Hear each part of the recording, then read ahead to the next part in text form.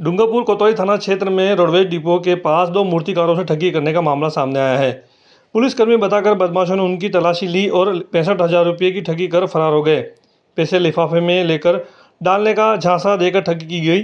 बाद में लिफाफे में पैसों की जगह कागज निकले। मामले में पीड़ित ने कोतवाली थाने में रिपोर्ट दी है।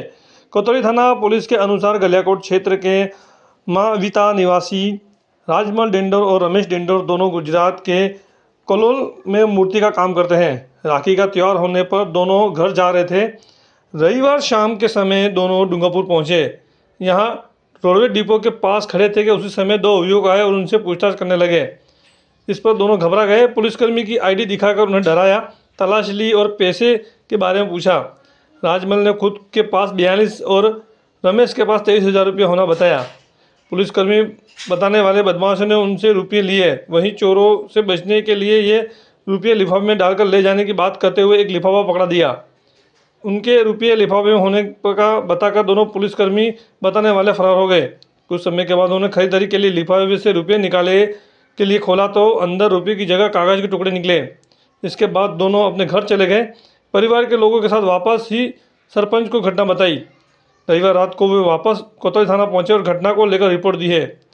पुलिस ने मामले में रिपोर्ट लेकर पुलिसकर्मी बताकर ठगी करने वाले बदमाशों की तलाश की जा रही है।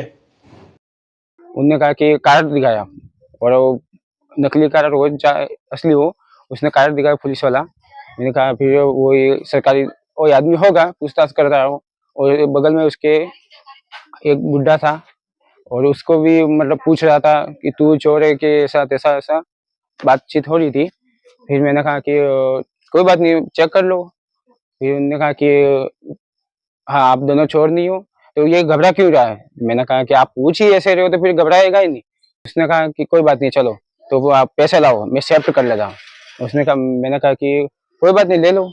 फिर उसने पैसा, उसको पहले आदमी था उसको मतलब लिफाफे में डाला, पीला सा लिफाफा था उसमें डाला, उसको दिया।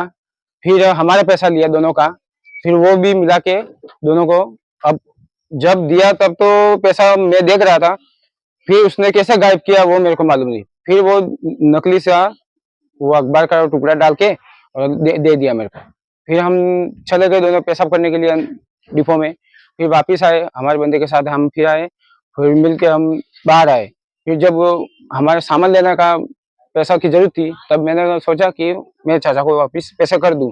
फिर निकाला लिफाफा और खोला तो अंदर कागज थे।